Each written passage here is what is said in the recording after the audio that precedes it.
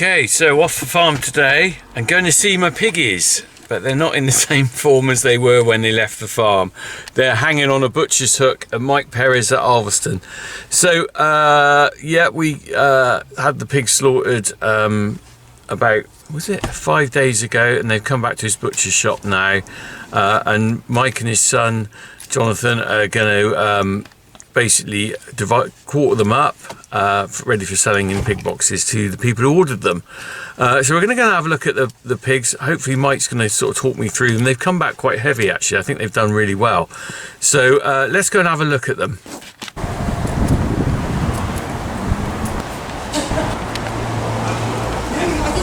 And there's Mike in there. We're going to see him in a minute.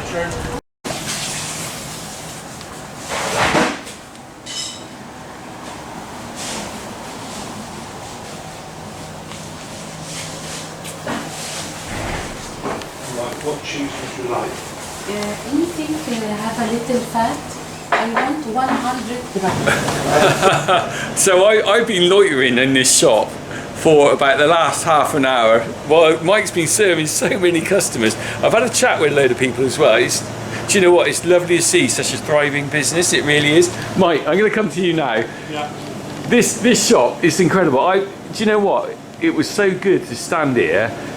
Well, I'd say quarter of an hour I was probably waiting to see the interaction with you and the customers, and it's just part of a community asset, really. Do you feel part of something special here? Oh, it's very much so. We are. You know, I mean, we can, with a lot of the customers, we can set our clock by them, especially the elderly customers.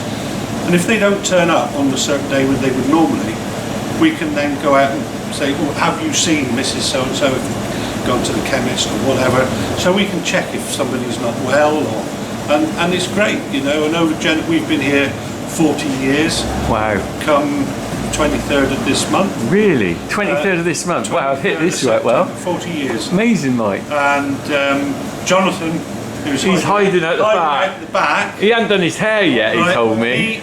He used to come and sit on my shoulders. Jonathan, come here a minute, mate. So he used to sit on my shoulders. I'll grab you quick. I think he's making pies at the back. He is making pork pies. Come here, mate. Is this you and your dad? Come and have a chat quick while there's no customers. He used to sit on my shoulders while I worked at the block. He was 18 months old, and now he tells me that he carries me. He's a stronger man than I've ever been, that's for sure, if you want to carry me on your shoulders. Fair play. Come here, Jonathan, quick, while there's no customers, because they will be here in a minute. They will. How does it feel? It's a heritage almost. Come closer together so I can get you both. You're both together, aren't you? Working together. How does that feel to take on a family business like this? You must be quite proud, aren't you, both of you? Yes, yeah. I mean, we've even gone one step further now, because my eldest grandson's 15. He now comes in on a Saturday. He's a Saturday lad. So on Saturdays we have 3 generations working. Amazing. Well, so, we have 2 generations working, one skiving at the back. That's usually the way, isn't it? So, Jonathan, you've been handed the baton now, really, haven't you? I have. And I noticed you're doing quite a few innovative things out there. You've got your pies going. What are you making out the back there? Pork pies this morning on the back. Those pies are awesome, mate. Thank you. I had one that I got here a while ago that was still warm, and I ate it around the farmyard. Is that a hint? Well, I will buy a few pies off you later. I ate one walking around the farmyard. My God, that was like heaven in a pie, really, isn't it? So you're going to keep this going. Yeah. Are you responsible for butchering my pigs today or this week, or is it Mike? Right. Well, we're going to have a look at that if that's okay. Just out of before anyone turns up, talk us through what you got on your counter as well. Actually, Jonathan, since you're the new man on the, how many years experience have you got now? God, 15 years. So you're the new kid on the block. 20 odd years. 20 years for you. How many for Mike? Me, I started when I was 13. I'm 65 now. So I can't do the maths on that. It's quite a lot. That's a lot. So experience. So we're handing over to the junior who's only done 15, 20 years. So come on in, Jonathan. He still thinks he knows more than me. That's always the way. What have we got here? Today we've got some lamb mince and date burgers in front, gourmet burgers, gluten free. We've got some smoky bourbon sausages, Saxon Splendor, which are a high percentage of meat with a slight herb. We've got our traditional chipolatas and our porkers at the back there. We've got some chicken schnitzels. chicken breast, lovely bit of oxtail. I'm going to say oxtail. No, Ready for the cold weather. are those? Do people buy those for stews or? We sell a lot of them for stews. We've been selling them all summer. We've had people cooking them and putting them on top of their burgers. Have you? Well, that's an interesting one to try, isn't it? Then we go down the line. We've got some nice pork steaks, some lamb leg steaks there. Yeah. Chicken legs, and got a diced lamb and a diced pork. Some nice local lamb, double lamb chops at the front. They look good. Nice bit of diced chop, smoked and plain streakies, smoked bacon, pork bellies, and then the plain bacon at the back as well. And then we're going on here. What's that? Is that liver at the back? That is a pig's kidney. Pig's kidney, right. Drumsticks and some thighs on the chicken, some lamb shanks and some chicken wings. Right. And we've even got half a chicken in there today. Half a chicken. And then further along, what's the cut of beef is that at the back? That's a bit of top side there. Yeah, it looks a lovely piece that does, doesn't it? A couple of legs of lamb. Yeah. Bit of shoulder. Nice. We've got the gammons, joints and steaks, and even a bit of turkey. Wow. So what do you find if you're coming into winter? What would people mostly buy? Are we going into roasting joints this time of year? Yeah, we'll be starting to move on to the roasting joints soon. A lot of stew, braising steak. They're starting to buy the kidneys again. Right. So it's quite seasonal. Some of it. I mean, you've got staples. Everyone's going to buy chicken through the year, I'm guessing. Yeah, chicken all year round. But how seasonally is your butchery trade? The joints tend to drop off through the summer. They'll then, come the winter, they'll start coming back onto those.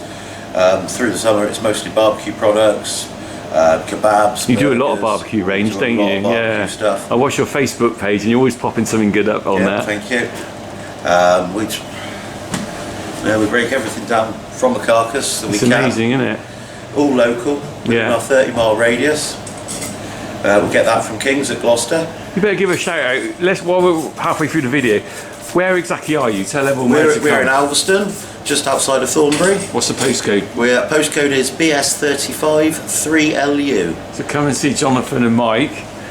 Mike's only here part-time, minded now, aren't you? You're semi-retired. I've done actually 5-6 weeks. I'm in my 6th week at the moment. Oh, are you? Yeah, because our young lad that works for us, he's unfortunately had 3 weeks on holiday. Right.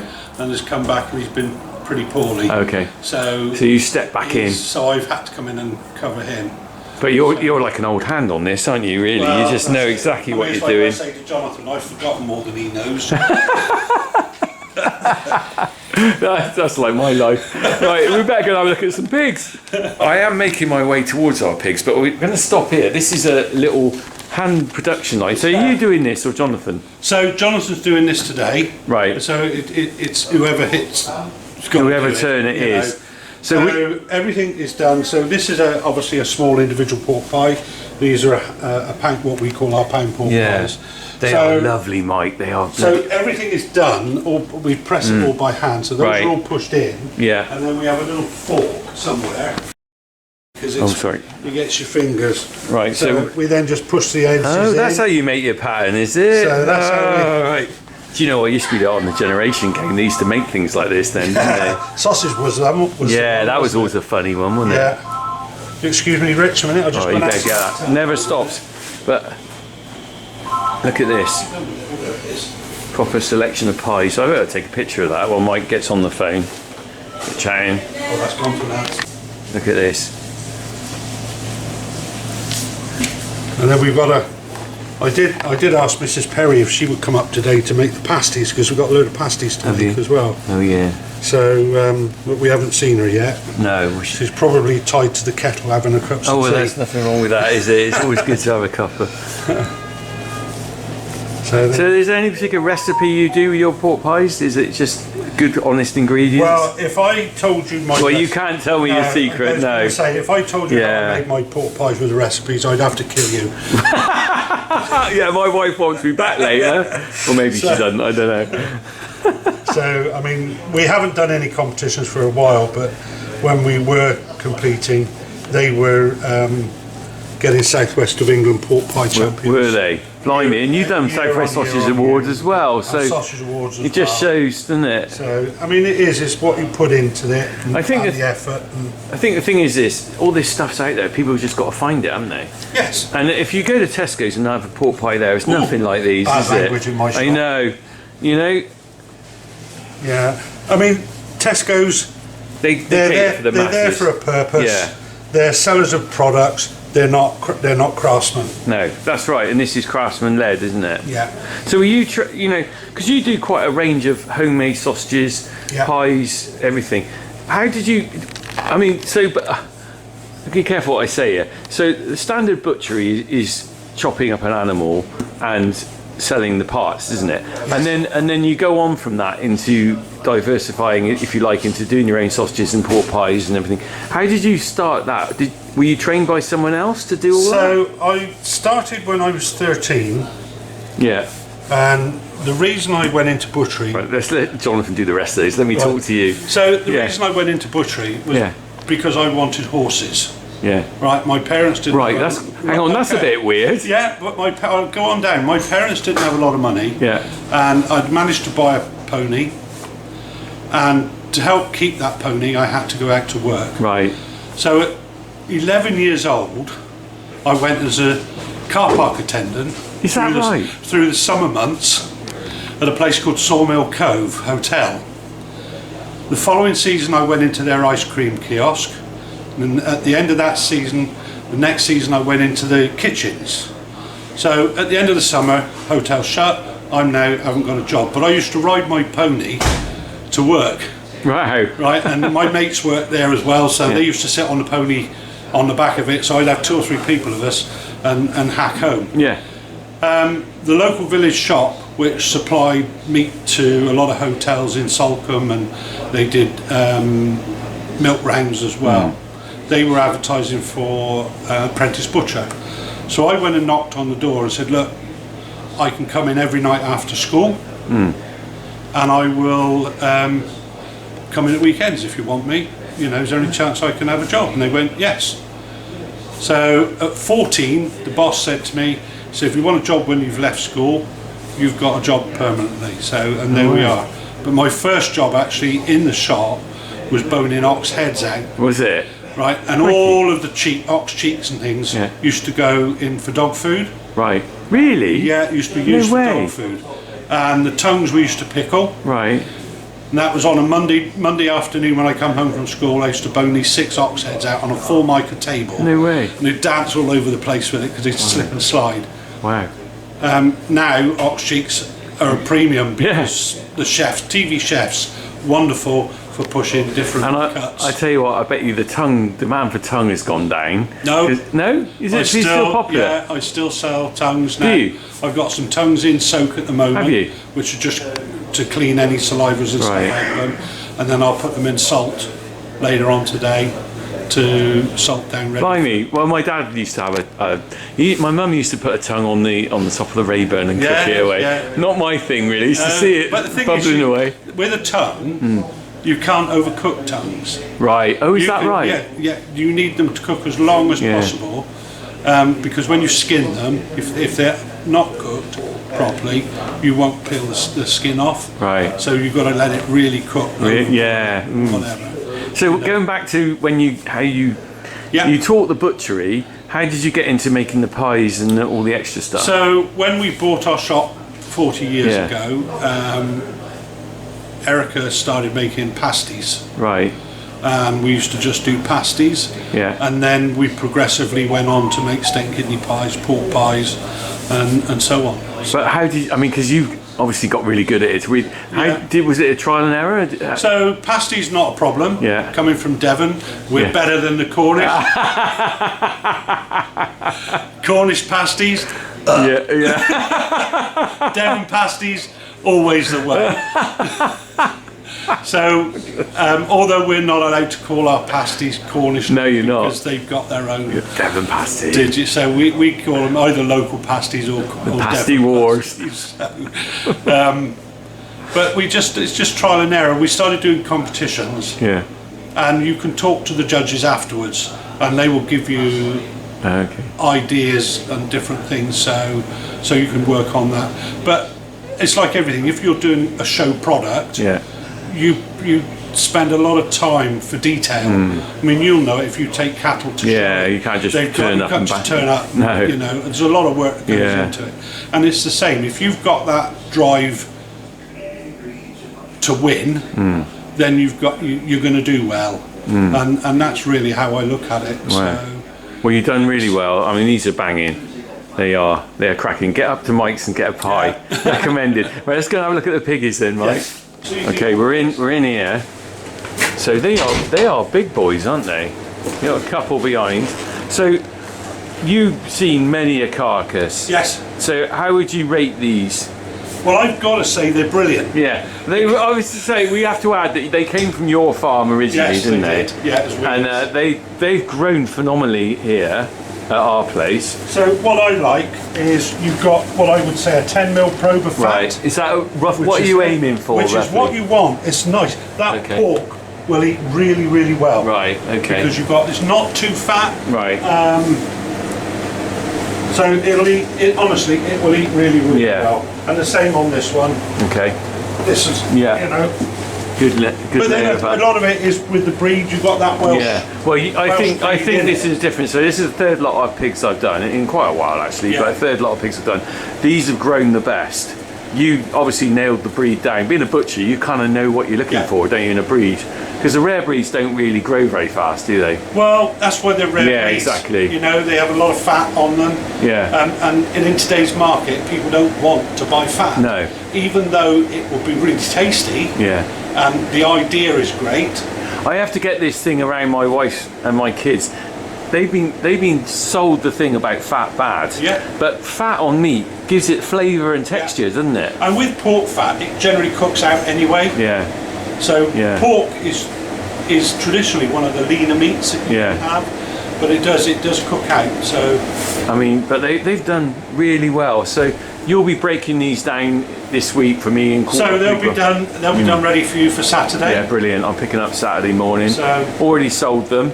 But yeah, so And that's your there's the that's your tags. little kill tags. What have we got there. here? 98.7. And what was the other one? And the other one. Is 95.5. They are big, aren't they? So big pigs. Big pigs, mate. And what else have we got in here? Just talk me through briefly. So we've got some lambs, which aren't. Are those yours or not? No, we bought these in from John King, Okay. PJ King, Yeah. up at Gloucester. But they're all local anyway, aren't Yeah. So we've got some lambs that are due, which I've got to go in the shed and draw some lambs out. So I have got some fit ready to go. I am taking some pigs to the slaughterhouse on Friday morning, and then we've got some other pigs in the back there which we've bought in off of John King. they? Right, okay. And And then we've got our a beef. big side of beef. Look at that. We've got a side of beef there. It's amazing to see, isn't it? which Because is a lot of big. people don't You see can this. See that. Yeah. There we go. 179 kg UK. Yeah. Kill date was the 28th, 21st of the 8th. 21st the 8th. So oh yeah, so it's been So- hung a while then. So it's been hung. Yeah. The 4/4 meat we tend to try and use through quicker than the hinds. Right. So if you can see, we've got various. Oh, you got hinds. another one there. We've got another one there and one in the corner. Hang on, and when- they're dated the 15th of the 8th. So they're So they're 4 weeks briefly. So why do you hang meat?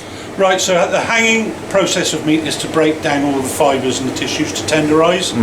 Now, with the 4/4 meat, a lot of it is just used for casseroles and mince, so you don't really need to Right. hang that too much. Okay. But the hind-quarter meat, you want that to be out top quality for Right. customers.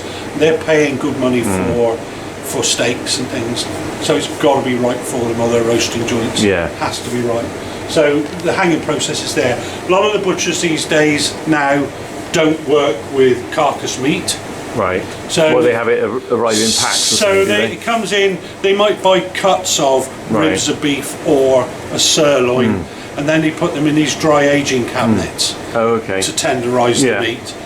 But if you buy carcass meat, as I say, a lot of these guys, they don't want to lift it. Well, because I was going to It's say heavy. that what do you call it?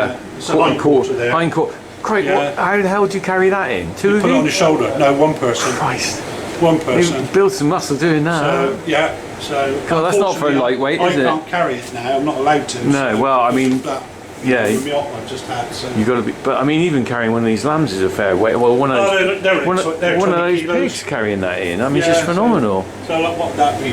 After that's 50 kilos, isn't it?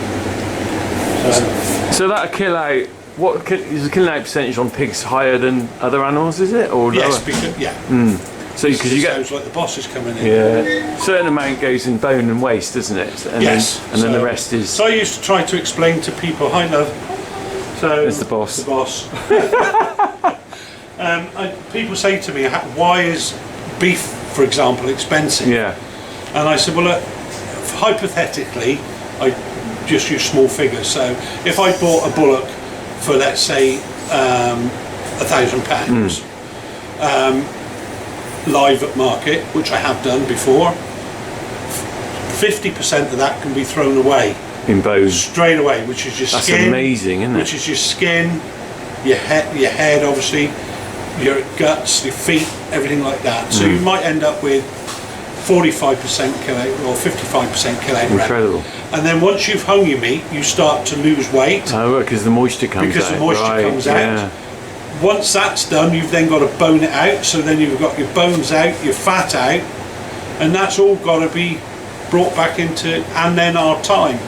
And I mean, even just getting rid of the bones and everything, disposal charges and getting rid of that. Well, they've gone up now to what they were. I mean, when I started in the trade, that was our pin money. Right. So the guy that I worked for, once a month would hand out would be fat and bone money. You get more for fat than you would for the bones. Really? You sold it? Because it would all be rendered down. Yeah. They've taken away, and I was paid £15 a week when I started at 16. And the fat and bone money once a month in the summer months, because that was our busy period, I could end up with 80 quid in my pocket. Wow. Extra. Nice. You know, and that was divvied between, so the other butchers would all have 80 quid as well. Now we have to pay them. It's gone the other way. So why is it gone the other way? Is there no demand for it? No call. No call. Can I come out. It's a bit cold in there. Let me just get a photo of you. I don't mind the cold. I'll get a photo of you in a minute in there, but we'll do that in a minute. So it's noisy and you've got to keep the temperature right in there as well.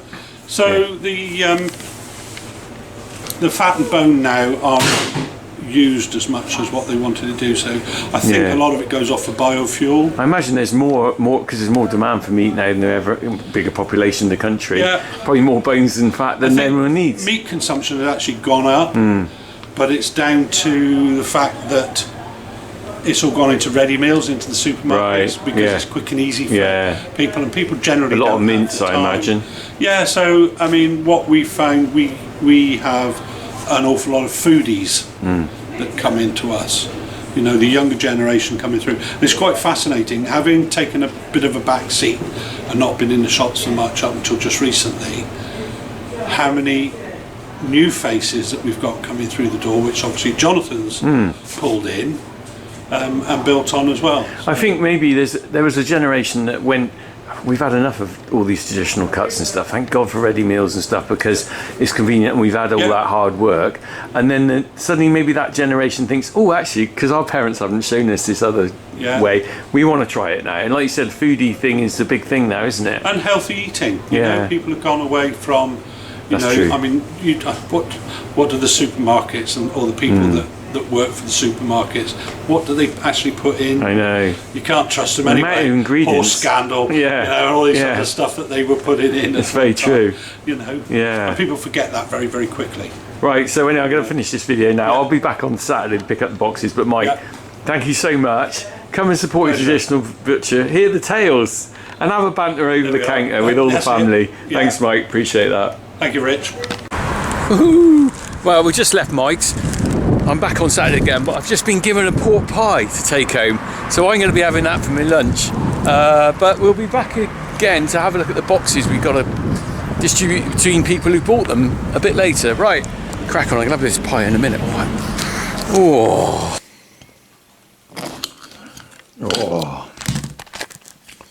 Banging, look at that.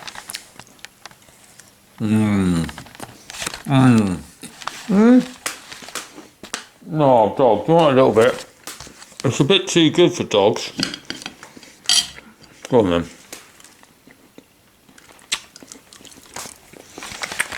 There you are. That's me and Buddy sorted for our lunch. Okay, so I've just been up and collected all the pork from Mike Perry. We've got a lot of boxes. I'll show you in a minute. We haven't done the figures on this yet, but it's surprisingly how expensive it is to rear these pigs. I don't think there'll be a lot of profit in it for Harry by the time he's finished. Just principally because it's rearing your own pigs or animals works very differently than if you're doing it on a commercial scale, because all the way down the line, this is why when you go to Tesco's you can buy pork really cheap, because all the way down the line there is economy of scale. So the pigs would have been reared on massive numbers. They then would have been slaughtered probably by the company that reared them, I imagine, and maybe butchered by them as well. So you've got an economy all the way down, whereas I had a little producer with 2 pigs have to go and pay an abattoir in Gloucester to butcher them. Then I've got to bring them back to a butcher down here, which he's got to pay for. The same with the feed. I've got to pay quite a considerable amount for the feed, because it's not like I'm not buying 500 tons. I think we use 25 bags of feed on this at 20 kilo a bag. And then again, also even buying the pigs, you know, they're more money than if you're in an intensive unit. And I imagine the units, I think they get paid on a bed and breakfast places to rear them. So it's kind of, there's a cost there that's been hammered down all the way through. But you know, hopefully Harry will make a few quid for his tractor, and also it's a good experience for him, I think. So here's the pig boxes. I've got one's already disappeared, so they're all here stacked up. I'm putting ice packs on them. I'm worried about the temperature. It's very mild today. What I'm going to do is I'm actually going to put some sheets over them in a minute. But we've got sausages, pork belly, we've got a boneless shoulder there, lovely pork, you know, the rich boneless leg of pork. There is some kidneys. I think those, no, sorry, those might be kidneys. Or there's 2 bags of offal there. Anyway, so yeah, so we're just waiting for the people to come and collect them, basically. But I'm very worried. It's, you know, normally I want it mild, don't I, from a grass grade. But when you got fresh meat involved, you want it gone as quick as you can. Anyway, crackling on.